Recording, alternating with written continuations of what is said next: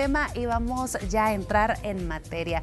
Hoy en nuestro tema vamos a hablar acerca de la hidrocefalia y las consecuencias en el desarrollo de los niños. Es por eso que hemos preparado la siguiente nota.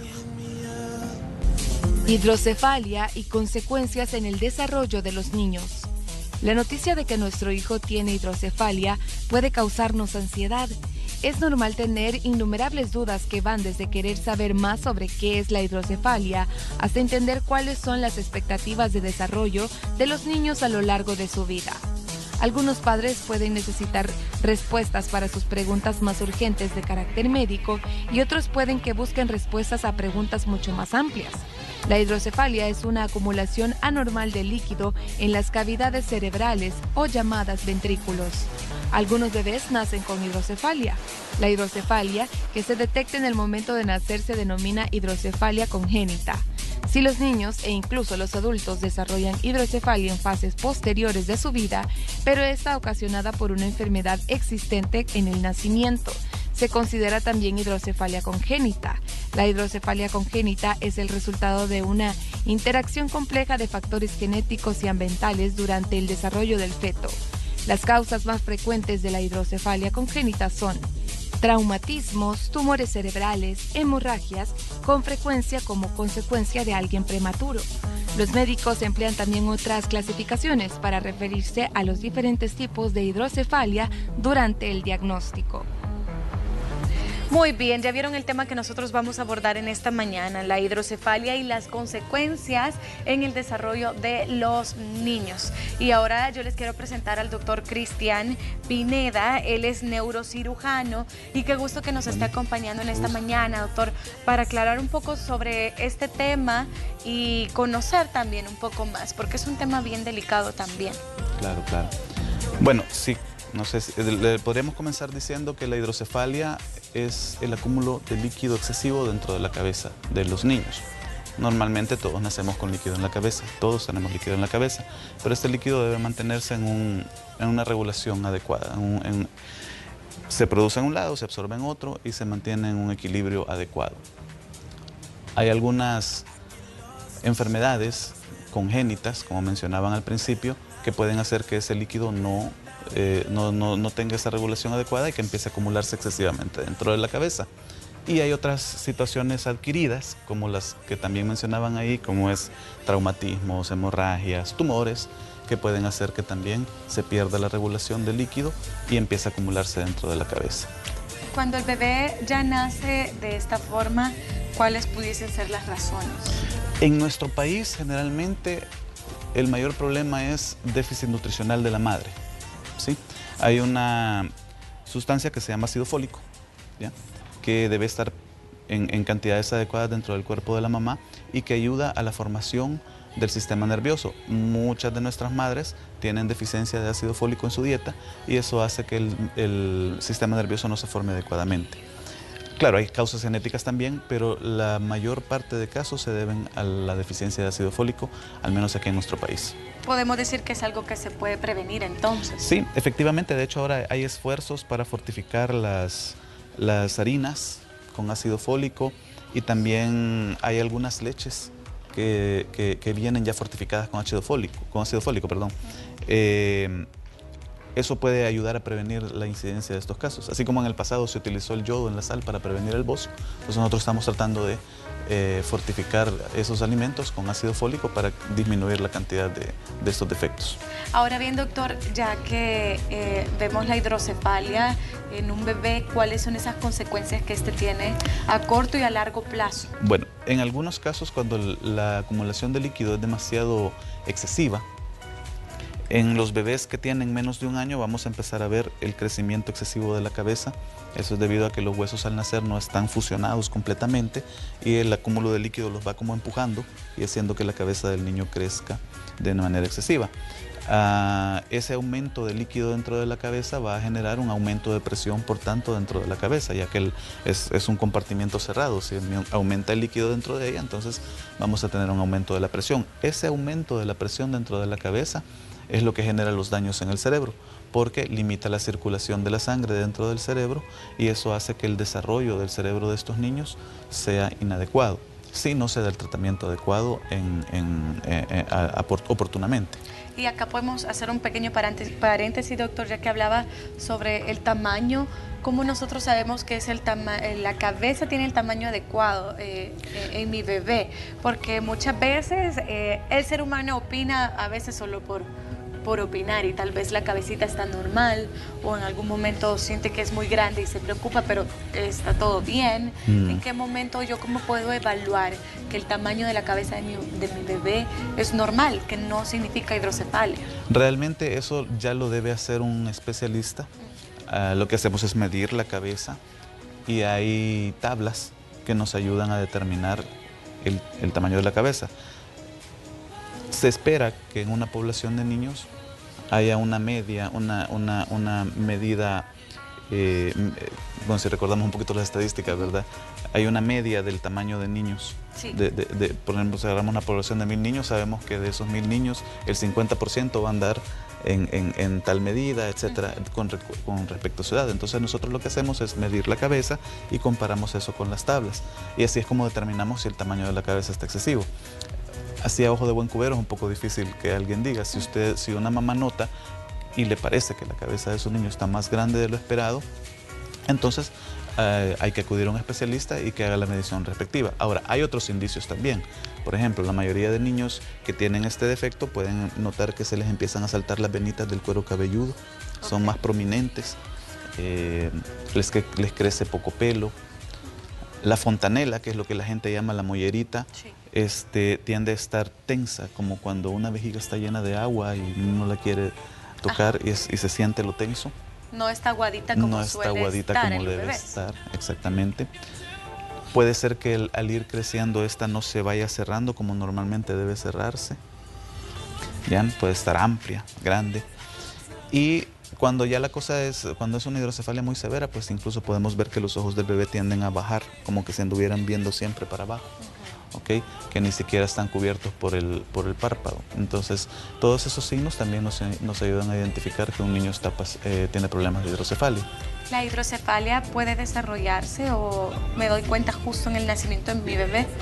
Pues está rodeado de doctores, ustedes mismos se van a encargar de decirme el bebé trae hidrocefalia, o puede que en algún momento lo vean todo normal, pero a los meses vayamos viendo ese cambio. Bueno, para comenzar, en los controles prenatales, un buen ultrasonografista puede determinar si el bebé ya, antes del nacimiento, si el bebé viene con hidrocefalia. ¿Okay? Eso es el primer momento en que se puede detectar. Luego, si de repente en los controles prenatales no fue detectado, en el transcurso del nacimiento siempre medimos la cabeza al solo nacer. Es parte del examen físico que se le hace a un bebé al solo nacer. Podemos ver si el tamaño es más o menos el indicado. Se maneja que alrededor de 34-35 centímetros debe ser la circunferencia de la cabeza de un bebé al nacer. Okay. Obviamente, si tenemos un bebé de 40 centímetros, que su cabeza midió 40 centímetros al nacer, ya de entrada vamos pensando en este problema. Y luego, pues en los controles subsecuentes, nosotros se va midiendo la cabeza del niño cada mes, luego cada 3 meses, así sucesivamente, para detectar si en algún momento la cabeza se sale de la curva normal que debe llevar el crecimiento de este. Y así es como lo podemos determinar. Ok. ¿Cuál es el tratamiento, doctor, para un niño o una niña con hidrocefalia? Generalmente el tratamiento, o el más usado acá en El Salvador, es colocar una válvula de derivación ventrículo-peritoneal. ¿Okay? Esta lo que hace es extraer el exceso de líquido de la cabeza y trasladarlo hacia el abdomen, donde puede absorberse con facilidad. O sea, el líquido que no se puede absorber ahí arriba, lo mandamos abajo donde se puede absorber. También existen otras modalidades de tratamiento que no son efectivas en todos los casos. Por ejemplo, se puede hacer una endoscopía, que es meter una camarita hacia los ventrículos, que es la zona donde circula el líquido del cerebro, y podemos abrir una comunicación extra para que el líquido tenga otra vía por donde circular, y eso en algunos casos puede funcionar. Desgraciadamente, como en los problemas congénitos, es decir, cuando ya el niño viene con el problema, Sí. generalmente el problema es que no pueden absorber adecuadamente el líquido. Entonces, eso hace que algunas veces hacer esa vía diferente con la cámara no funcione completamente, porque si el niño no absorbe el líquido, aunque abramos otra comunicación para que el líquido circule, no va a funcionar. Pero los estudios nos indican que aproximadamente la mitad de niños que se les realiza ese procedimiento puede funcionarles, y eso los libera de tener que utilizar una válvula durante el resto de su vida. Asimismo, también en los problemas adquiridos, como por ejemplo en tumores, ese es uno de los digamos, etiologías. Cuando me refiero a etiologías, me refiero a causas, en los que funciona mejor el procedimiento endoscópico, es decir, la colocación de la cámara y abrir la comunicación. Así como nosotros estamos viendo en pantalla, ¿qué procedimiento estaría realizando? Bueno, en ese procedimiento están realizando más algo para una craneosinostosis, no tanto para una colocación de válvula. En realidad, la colocación de la válvula consiste solamente en hacer un trépano, que es un agujerito en la cabeza del niño. Pueden haber dos ubicaciones, las más usadas es aquí a nivel frontal, sí, y acá a nivel occipital. Luego la válvula se pasa por debajo de la piel, ¿sí? Por debajo, sí, de la piel, hasta llegar al abdomen. Aquí hacemos una incisión también pequeñita, ¿ok?, donde introducimos la válvula hacia el abdomen. Entonces, básicamente, la mamá lo que mira son una herida más o menos acá y otra herida más o menos acá, de pequeño tamaño, por donde colocamos la válvula. Una heridita en la cabeza y otra en el abdomen. Exactamente. Sí, no necesitamos hacer una herida grande. Ok, es bueno saberlo también para que nosotros veamos como lo que nos podamos enfrentar como padres, ¿verdad? Si nuestros hijos llegan a tener hidrocefalia. ¿Este es un tratamiento único y el niño ya queda, o debe de continuarse este tipo de tratamientos porque su cabecita o su cerebro nuevamente se llenará de líquido? Efectivamente, la colocación de la válvula de entrada se considera que va a ser de por vida, aunque tenemos casos de niños que con el paso del tiempo logran regular su cantidad de líquido y pueden dejar de necesitarla, pero eso es algo que determinamos con el tiempo. La mayoría de niños sí lo necesita de por vida. Ahora, el problema con las válvulas es que pueden fallar, es decir, se supone que están diseñadas para que duren toda la vida, pero no necesariamente funciona así. Muchas veces pueden obstruirse, con el crecimiento del niño pueden desconectarse, pueden romperse, ya que la válvula es un material que no está vivo, y el niño sí, el niño crece, la válvula no lo va a hacer. Entonces, algunas veces con el crecimiento del niño pueden haber rupturas o que se desconecten las uniones de la válvula. Y en esos casos, si el niño realmente todavía necesita la válvula, va a comenzar con síntomas de dolor de cabeza, vómitos, convulsiones, y eso nos obliga a hacer un cambio de válvula. ¿Cómo es la calidad de vida de un niño o niña con hidrocefalia? Eso depende mucho de la gravedad de la malformación. Hay niños que nacen prácticamente con su cerebro completo y solamente el problema es que no absorben bien el líquido, ¿ya? Esos niños, con la colocación de la válvula que había mencionado, realmente tienen una muy buena calidad de vida. Pueden llegar a ser adultos, pueden llegar a estudiar en la universidad, pueden hacer muchas cosas. Pueden hacer una vida prácticamente normal, solamente con el cuidado que tienen que tener sus padres de estar pendientes de los síntomas que avisan que la válvula ha dejado de funcionar. ¿No afecta a mis neuronas? No afecta absolutamente nada. El niño, de hecho, con el tiempo ni siquiera se da cuenta que la tiene. Okay. ¿Ya?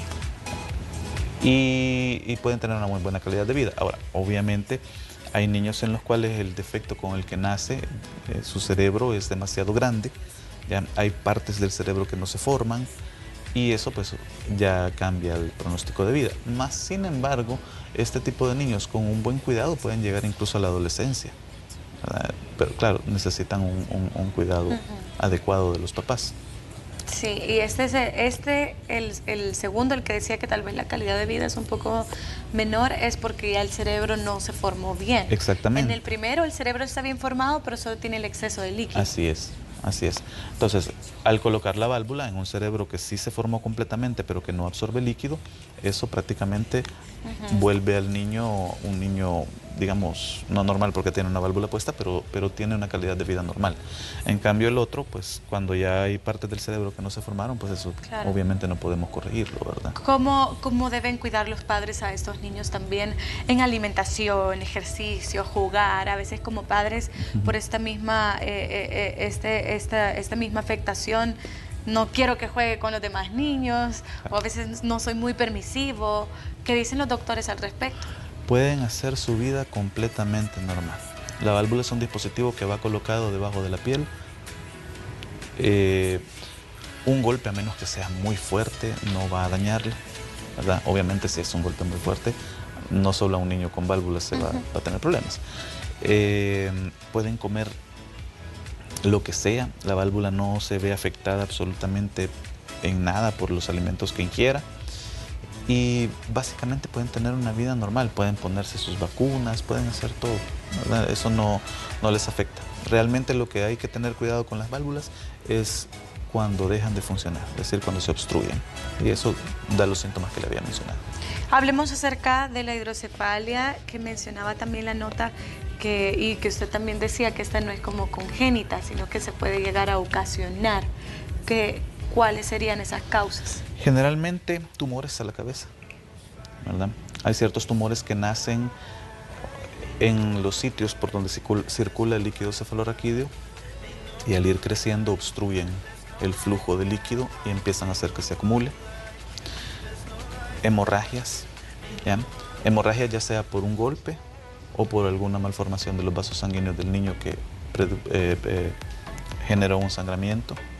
Infecciones, ¿verdad? Las infecciones como las meningitis pueden también generar hidrocefalia.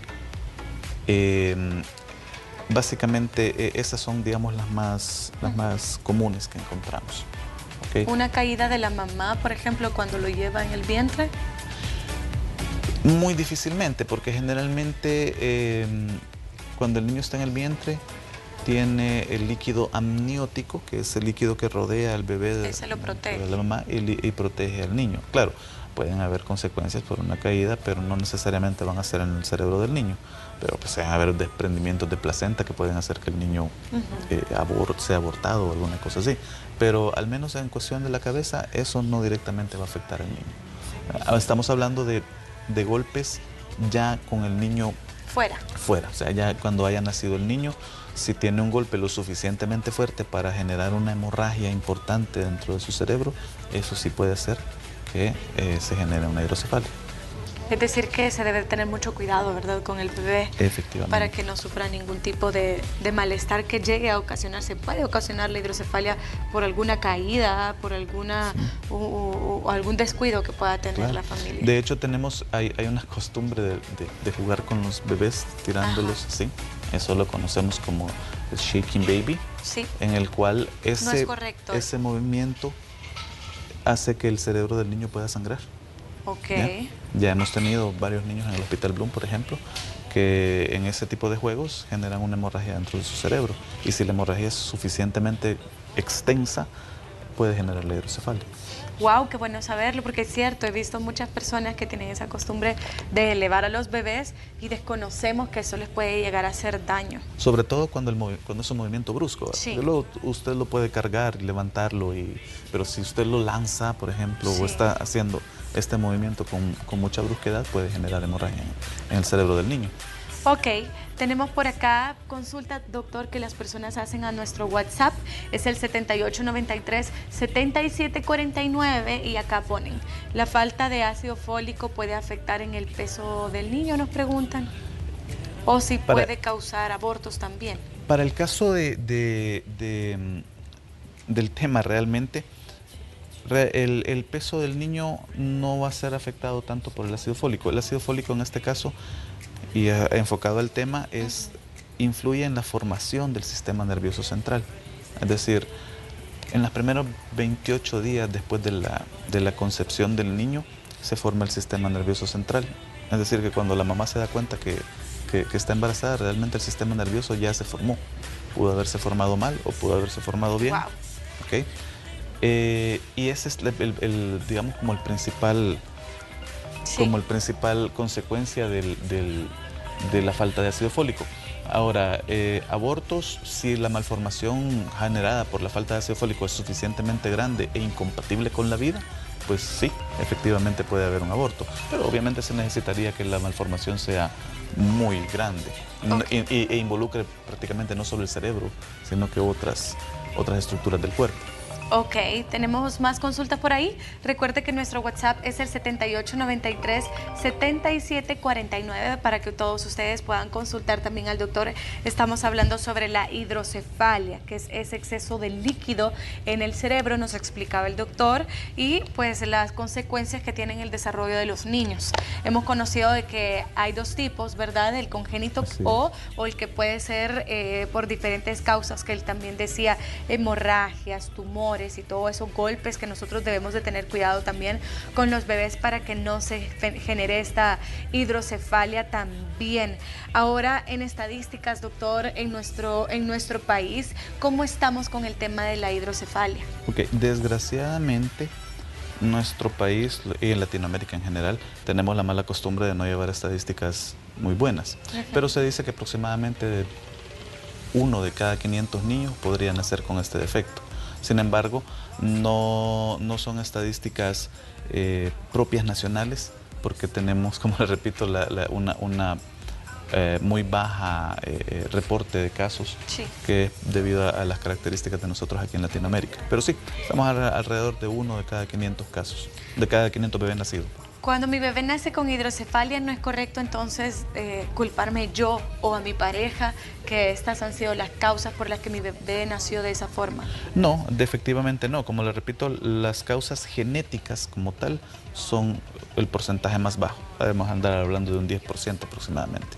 La mayor parte, 70-80%, estamos hablando de deficiencia de ácido fólico, que es problema alimentario, ¿verdad? También me llamaba mucho la atención, doctor, usted mencionó que casi todo el sistema nervioso, dijo, ¿verdad? Claro. Este se forma en los primeros 28 días desde que es concebido el bebé. Sí. Aquí entonces la importancia de prepararnos para yo poder ser madre, en mi caso, ¿verdad? O con mi pareja, que esto sea algo planeado. Exacto, esa es una solución bastante buena. Desgraciadamente, por nuestras características culturales, la mayoría de embarazos no son planeados. Y cuando la madre se pone en control, le empiezan a dar ácido fólico, pero realmente en ese momento ya el sistema nervioso del niño está formado. Entonces, lo ideal sería que una persona con su pareja decida, bueno, este año deseamos tener un bebé, tenemos las condiciones, tanto económicas, etcétera, etcétera, e ir a control con su ginecólogo y decirle, bueno, queremos tener un bebé, y el ginecólogo haga todos los chequeos, desparasite, trata infecciones de vías urinarias, y que pueda comenzar a darle los suplementos de ácido fólico y de todas las otras vitaminas que puedan ser necesarias para generar las condiciones ideales para que el bebé pueda desarrollarse y nacer con la menor cantidad de problemas posible. Esa debería ser la forma ideal de hacerlo. Totalmente, por eso me llamó mucho la atención, porque a veces nosotros decimos, no, desde el momento que yo ya quedé embarazada voy al ginecólogo, y obviamente, gracias a Dios, los bebés nacen muy saludables en muchos casos también, pero qué bueno saber, y la responsabilidad de uno también con su pareja, decir, en ese momento yo quiero tener un bebé, y garantizar o aumentar la probabilidad de que este todavía venga más sano, porque claro, ya los expertos nos dicen, acá el doctor nos dice que en los primeros 28 días desde que es concebido el bebé ya se forma su sistema nervioso, pero nosotros ni siquiera planificábamos quedar embarazadas. Exacto. Y después podamos lamentar una afectación como es la hidrocefalia en este caso, o algo peor, pues sabemos que pudimos haberlo prevenido también. Así es, esa es la manera correcta. Obviamente, como usted dice, muchos de los bebés nacen normales, pero tiene que ver también con el estado nutricional de la mamá, sí, ¿verdad? Pero hay algunas veces que los hábitos alimenticios de la mamá no son los más adecuados, ya sea por cuestiones culturales o por cuestiones económicas, sí, ¿verdad?